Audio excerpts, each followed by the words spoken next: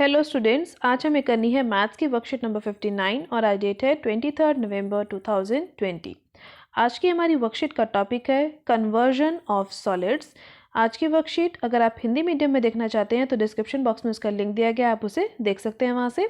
आज की वर्कशीट में बेटा हमें सीखना है कि अगर एक सॉलिड शेप दूसरी सॉलिड शेप में कन्वर्ट हो जाती है by melting it, then its shape is changed but the volume remain the same. जैसे कि एक वैक्स कैंडल यानी जो कैंडल की वैक्स होती है वो मेल्ट हो जाए और उस मेल्टेड वैक्स कैंडल से आप एक नई कैंडल बना दें जो कि डिफरेंट शेप की हो, तो उसमें क्या सेम रहेगा बेटा? आपने जो वैक्स मेल्ट की थी वही मेल्टेड वैक्स को उसमें यूज़ किया है ना दोबारा से।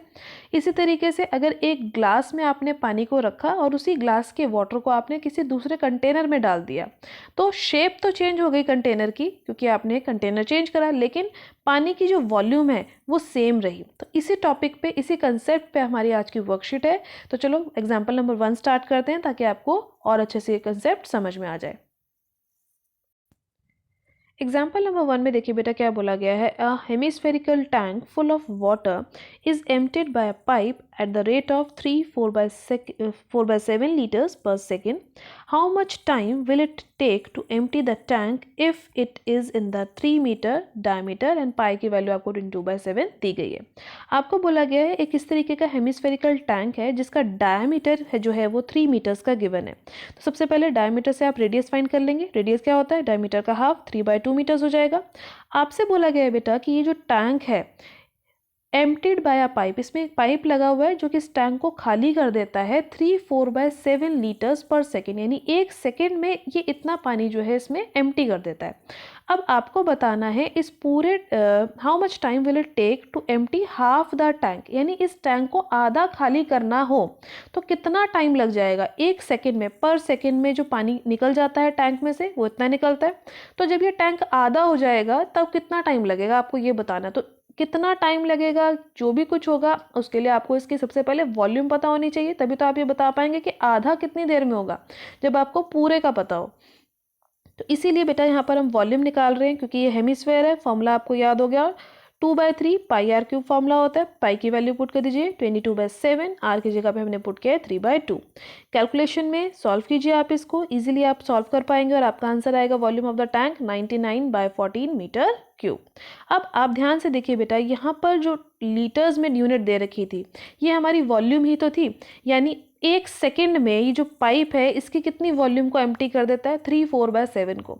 तो जब भी मीटर क्यूब को बेटा लीटर्स में चेंज करना होगा, यहाँ पे देखो मीटर क्यूब में आया था ना हमारा आंसर, इसको हमें लीटर्स में अगर चेंज करना होगा तो हमें क्या करना पड़ेगा? हमें 1000 से इसको मल्टीप्लाई कर देंगे तो हमारा जो मीटर क्यूब वाला आंसर है वो सिंपली किस में आ जाएगा? लीटर में। So it is 99,000/14 litres, convert हो गया लीटर्स में।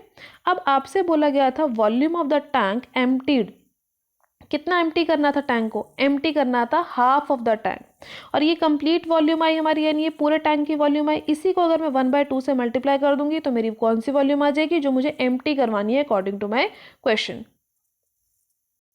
ना उसके बाद फिर से क्वेश्चन की कंडीशन को याद कीजिए, क्या था कि टाइम टेकन टू एम्प्टी और to take out this much litre of water is 1 second. ठीक है, यही क्वेश्चन में दे रखा था। और अगर 1 लीटर पानी को एम्प्टी करना हो 3/4/7 लीटर के लिए 1 सेकेंड लगता है, अगर 1 को करना हो तो कितना लगेगा? 1 इंटू दिस।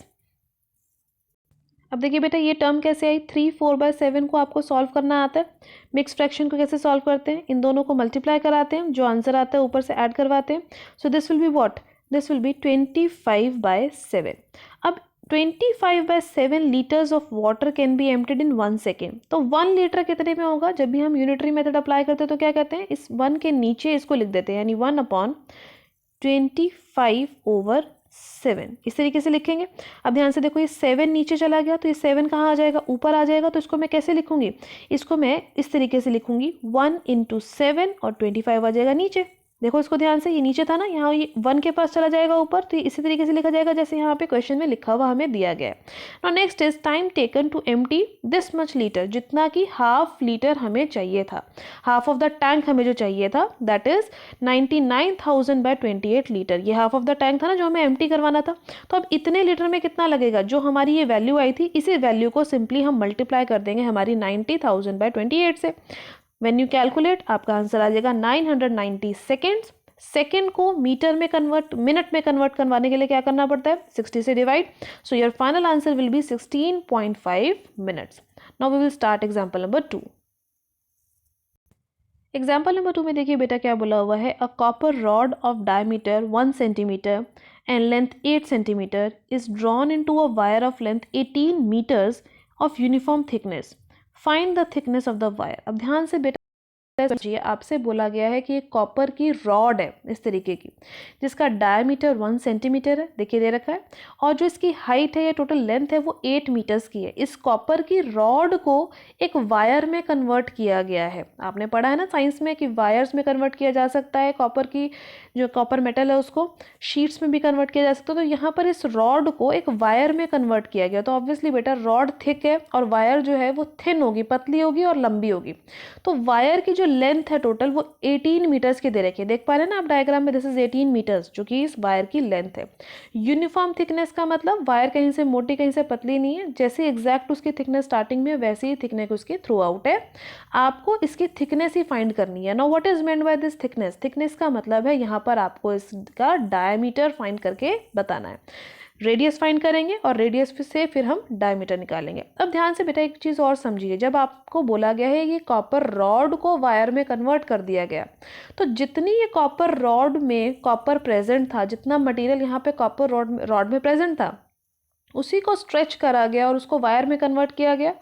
क्या इसमें कहीं पर भी वॉल्यूम बदली? नो, हमारी जितनी कॉपर रॉड थी उतनी ही वॉल्यूम को हमने स्ट्रेच करके एक वायर में कन्वर्ट करवा दिया.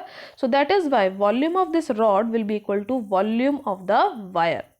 नाउ ऑब्वियसली जो भी वायर होती है वो हमेशा सिलेंड्रिकल शेप में होती है, और जो कॉपर रॉड की शेप थी वो भी हमारी सिलेंड्रिकल है. It means the volume of this cylinder जो कॉपर रॉड का है will be equal to volume of this wire जो कि अगेन सिलेंड्रिकल शेप में है. तो सबसे पहले देखिए वॉल्यूम ऑफ रॉड जो कि सिलेंड्रिकल शेप में है, क्या फॉर्मूला यूज होगा, pi are square h. Now do remember this thing कि यहाँ पर आर की वैल्यू हम कैपिटल लेटर से लिख रहे हैं क्योंकि रॉड का जो डायमीटर है वो बड़ा है और जो वायर का डायमीटर होगा या जो रेडियस होगी वो स्मॉलर होगी. तो सिंपल एक डिफरेंस करने के लिए दोनों की रेडियस में हमने इसको कैपिटल आर से रिप्रेजेंट किया है.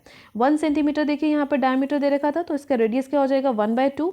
लेंथ यानी हाइट हमें दे रखी थी 8, हमने वैल्यूज पुट करी. We get our answer to be 2 pi centimetre cube. Now the length of the new wire is same as the volume new wire of the same volume. हमें बोला गया है जो वायर हमें मिल रही है उसकी वॉल्यूम भी सेम होगी, लेकिन उसकी लेंथ अब की बार हमें कितनी गिवन है 18 मीटर्स.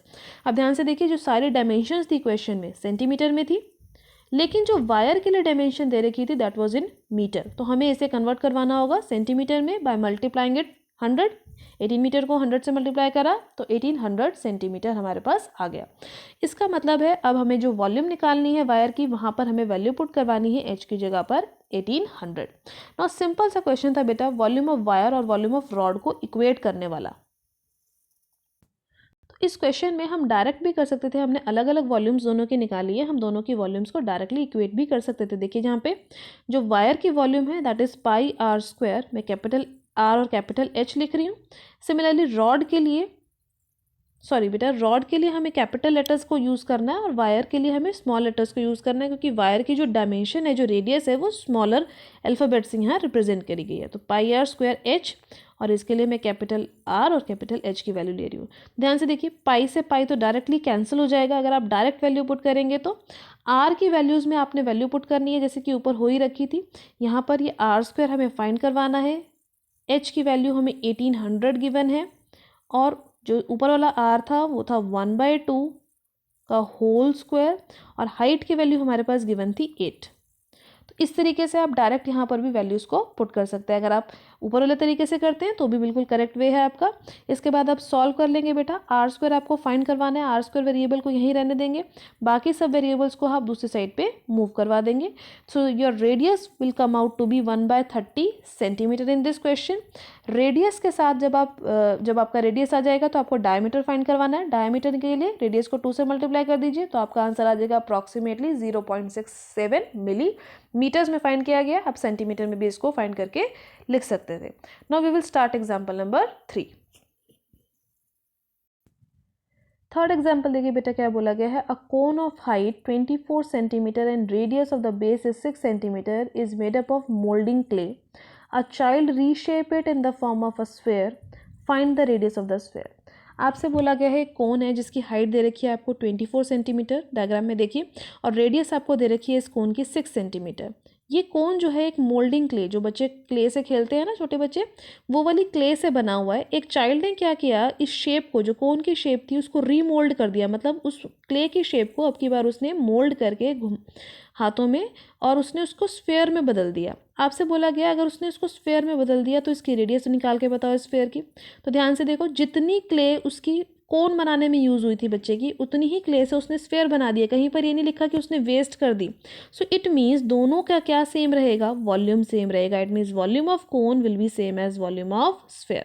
अब वॉल्यूम ऑफ कोन निकालने के लिए हमें हाइट ऑलरेडी दे रखी है 24 सेंटीमीटर, रेडियस ऑलरेडी दे रखी है 6 centimetre. So let's find the volume. Volume का फॉर्मूला अब आपको याद होना चाहिए, 1/3 πr² is the volume of cone. Formula में वैल्यू पुट कीजिए, सारी वैल्यूज आपको दे रखी थी। पाई की जगह पर अभी कोई वैल्यू पुट मत कीजिएगा, बाद में क्योंकि पाई कट जाएगा। आर की जगह पे हमने 6 सेंटीमीटर पुट किया है, हाइट की जगह पर हमने 24 सेंटीमीटर पुट किया है। हमने थोड़ा सा सिर्फ इसको एक्सपैंड कर दिया है बेटा, 6 का स्क्वायर हमने लिख दिया यहाँ पे 36। बाकी सारी वैल्यूज आप ऐसे भी रख सकते हैं, यहाँ पे इन्होंने इसको भी मल्टीप्लाई कर दिया। Next is volume of sphere. Volume of sphere के लिए 4/3 πr³। आर की वैल्यू हमें नहीं पता है, तो हमने क्या करना है, वॉल्यूम ऑफ कोन और वॉल्यूम ऑफ स्फेयर को इक्वल कर देना है। So it means 288 pi will be equal to 4/3 πr³। अब ध्यान से देखो बेटा, पाई से पाई कैंसिल हो जाएगा। अब हमें वैल्यू किसकी निकालनी थी, इस वाले r³ की, जो यहाँ लिखा गया। तो इस r³ को हमने यहीं रहने दिया, और जो हमारा 4/3 था हमने इसको मूव करवा लिया। इस 4/3 को हमने इस साइड पे मूव करवा लिया, तो ये क्या बन गया, 3/4। सो जब आप इसको कैंसिल करेंगे तो r³ की वैल्यू क्या आएगी, 72 × 3। नाउ 72 के जो फैक्टर्स हैं अगेन उसको ब्रेक करवा लीजिए। You will get this factors to be like this. आपके फैक्टर्स कुछ इस तरीके से आ जाएंगे। अब ध्यान से देखिए, यहाँ पर हमें क्या निकालना था, r³ की वैल्यू निकालनी थी। तो यहाँ पर r भी 3 टाइम्स आ रहा है और 2 भी 3 टाइम्स आ रहा है, यहाँ पर भी एक 3 लिखा होना चाहिए था। अब देखो दोनों पे 3 पावर है, तो दोनों पे से 3 पावर कट जाएगी, क्योंकि r पे भी पावर 3 है। तो r की वैल्यू आपकी कितनी आ गई, 3 × 2। It means radius of the sphere will be equal to 6 centimetre, जो आपको इस क्वेश्चन में फाइंड करना था। Now we will start, let's practice question जो आज की वर्कशीट में हमें दिए गए हैं। क्वेश्चन नंबर 1 देखिए बेटा, क्या बोला गया है, a metallic sphere of radius 4.2 centimetre is melted and recast into a shape of a cylinder of radius 6 centimetre. Now find the height of the cylinder. Question है, अब इसको स्टार्ट करते हैं हम सॉल्व करना। क्वेश्चन नंबर 1 देखिए बेटा, a metallic sphere of radius 4.2 centimeter is melted and recast into a cylindrical shape with radius 6 centimetre. Find the height of the cylinder. तो इस तरीके का बेटा आपके पास एक स्फेयर अवेलेबल है, मेटेलिक स्फेयर। इसको मेल्ट करके रीकास्ट किया गया, यानी मेल्ट करने के बाद इसको दोबारा से एक न्यू शेप यानी एक सिलेंड्रिकल शेप में कन्वर्ट किया गया। तो अभी हमने पढ़ा था, जब भी इस तरीके के क्वेश्चन होंगे जहाँ पर एक शेप को मेल्ट किया गया होगा, रीमोल्ड किया गया होगा दूसरी शेप में, तो उन दोनों शेप्स की वॉल्यूम सेम होगी। सो इट मीन्स यहाँ पर हमारे पास होगा volume of sphere will be equal to volume of cylinder. अब वॉल्यूम ऑफ स्फेयर के लिए हमें रेडियस ऑलरेडी मालूम है, 4.2 सेंटीमीटर दे रखी है। तो वॉल्यूम ऑफ स्फेयर के फॉर्मूला में वैल्यू पुट कर दीजिए 4.2, एंड बाकी कैलकुलेशन हम बाद में करेंगे। इसके बाद देखिए हम क्या करेंगे, वॉल्यूम ऑफ सिलेंडर भी फाइंड कर लेंगे। वॉल्यूम ऑफ सिलेंडर के लिए हमारे पास रेडियस गिवन है, हमें हाइट फाइंड करनी है। तो हाइट की वैल्यू हम नहीं डालेंगे, यानी आर की वैल्यू हम ऑलरेडी यहाँ पर पुट कर लेंगे। 6 का स्क्वायर तो हमारे पास आ जाएगा 36 πh। अभी मैंने आपको बताया था, जब भी क्वेश्चन आपका इस तरीके का होगा मेल्टेड एंड रीकास्ट टाइप का, यानी एक शेप को मेल्ट करके जब दूसरी शेप में कन्वर्ट किया गया होगा, तो हमें उस क्वेश्चन में दोनों शेप्स की वॉल्यूम को इक्वल करना है। तो देखो वॉल्यूम ऑफ दोनों की इक्वल करने वाले हैं हम, वॉल्यूम ऑफ स्फेयर को इक्वल करने वाले हैं वॉल्यूम ऑफ सिलेंडर से। स्फेयर की वॉल्यूम हमारी आई थी पहले ये 4/3 पाई 4.2 का क्यूब, एंड सिलेंडर की आई थी हमारे पास 36 πh। तो इन्हीं दोनों वैल्यूज़ को हमने इक्वेट कर दिया। देखो इस स्टेप में इक्वेट करने के बाद हमें सिंपल सी कैलकुलेशंस करनी है। Now we have to remember कि हमें फाइंड क्या करना है, हमें फाइंड करना है ये h की वैल्यू को। तो ध्यान से देखो, ये पाई और ये पाई इक्वेट थे, कट हो जाएंगे। अब हमारे पास h की वैल्यू में क्या क्या चीज़ें बच रही हैं हम कैलकुलेशन में देख लेते हैं एक बार।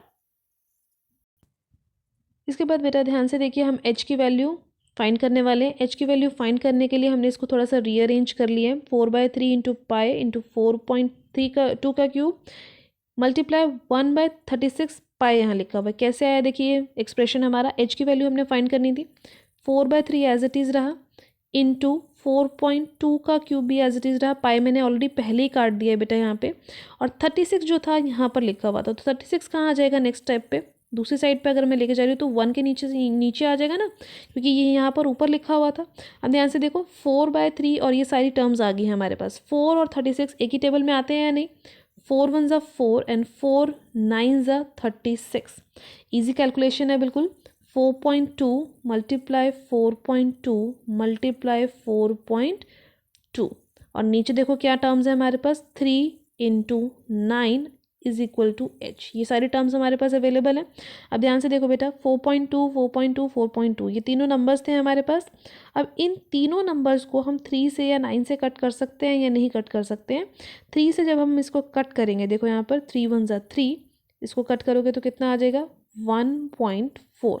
ठीक है, अब इन नंबर्स को भी अगेन 3 से कट कर लो, 3 के टेबल में आता है 3 पे, इसको कट करोगे तो अगेन 1.4। 3 1 ज़ा 3, इसको भी अगेन कट करोगे 3 के टेबल से तो 1.4। तो आपकी h की वैल्यू इस तरीके से आ जाएगी 1.4 × 1.4 × 1.4 मल्टीप्लाई कर लेंगे, so you will gate 2.744 centimetre. तो फर्स्ट क्वेश्चन आपका फिनिश हो गया यहाँ पे। इसके बाद हम स्टार्ट करते हैं question number 2। Now this is our question number 2. A farmer connects a pipe of internal diameter 20 centimeter from a canal into a cylindrical tank in her field which is 10 meter in diameter and 2 meter deep. If the water flows through the pipe at the rate of 3 km per hour, in how much time will the tank be filled? This is a very important question बेटा, ध्यान से आपने समझना है। एक इस तरीके का सिलेंड्रिकल टैंक है हमारे पास फार्मर के पास, जिसका डायमीटर हमें ऑलरेडी गिवन है 10 मीटर्स का, और जिसकी डेप्थ यानी जो हाइट है एक तरीके से सिलेंड्रिकल टैंक की वो हमें गिवन है 2 मीटर्स। आपसे बोला गया है कि फार्मर ने एक पाइप कनेक्ट किया है इसके अंदर कैनाल से मतलब एक रिवर से, इस टैंक को भरने के लिए। जो सिलेंड्रिकल टैंक है ना हमारे पास ये वाला, इसके अंदर ये पाइप कनेक्ट किया गया ताकि ये भर जाए। तो पाइप का इंटरनल डायमीटर मुझे दे रखा था 20 सेंटीमीटर, और जो मेरे को टैंक का डायमीटर है वो दे रखा है 10 मीटर्स, और इसकी हाइट दे रखी है 2 मीटर। तो सबसे पहले आप देख पा रहे होंगे बेटा कि यहाँ पे डायमेंशंस अलग अलग है, ये मीटर में गिवन है और ये सेंटीमीटर में गिवन है। तो आपको कैलकुलेशन करते समय ध्यान रखना कि डायमेंशंस जो हैं वो सेम होनी चाहिए, यूनिट जो है वो सेम होनी चाहिए। तो यहाँ पर हम क्या करने वाले हैं, अगेन जितना पानी इस पाइप से फ्लो करके इस टैंक में आ रहा होगा, तो ध्यान दीजिए बेटा, जो पाइप में से पानी निकल कर आ रहा है वो उसका वॉल्यूम है, और जितना पानी उसमें से निकल रहा है उतना ही पानी इस टैंक में फिल हो रहा है। What does it mean? Volume of pipe will be equal to volume of tank. ठीक है, अब इस क्वेश्चन में वॉल्यूम ऑफ पाइप हम कैसे निकालेंगे? वॉल्यूम ऑफ पाइप निकालने के लिए हमें पता है पाइप की जो शेप होती है वो सिलेंड्रिकल शेप होती है। हाइट हमें नहीं पता, उसको हम h मीटर्स लेट कर लेते हैं। डायमीटर हमें 20 सेंटीमीटर पता था, रेडियस हम फाइंड कर सकते हैं उसके 20 का हाफ करके, दैट विल बी 10 सेंटीमीटर। लेकिन सेंटीमीटर में हमें क्वेश्चन में नहीं छोड़ना है, हमें इसको मीटर में कन्वर्ट कर देना है।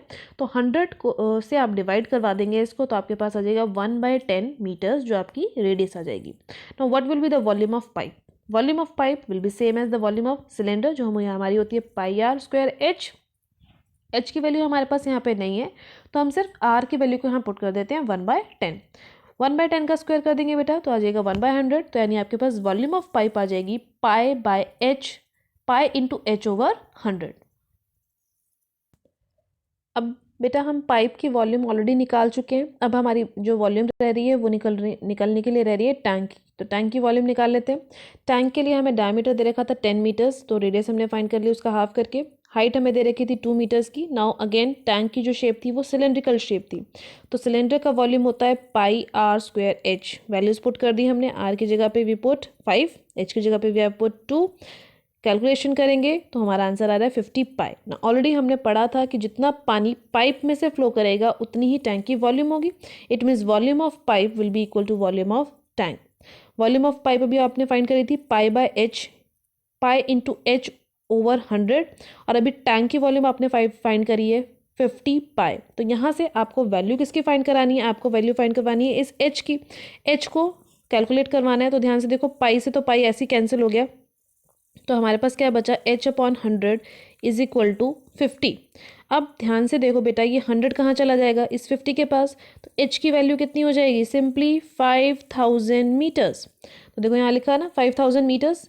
इसके बाद हमने यहाँ ऊपर देखना है स्टेप पे, 5000 मीटर करने के बाद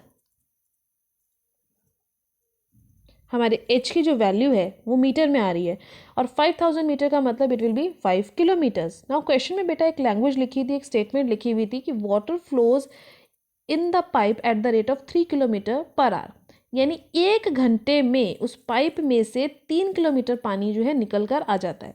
सो 3 kilometre travels in pipe in 1 hour, 3 kilometre जो पानी है उसमें 1 घंटे में ट्रैवल कर जाता है।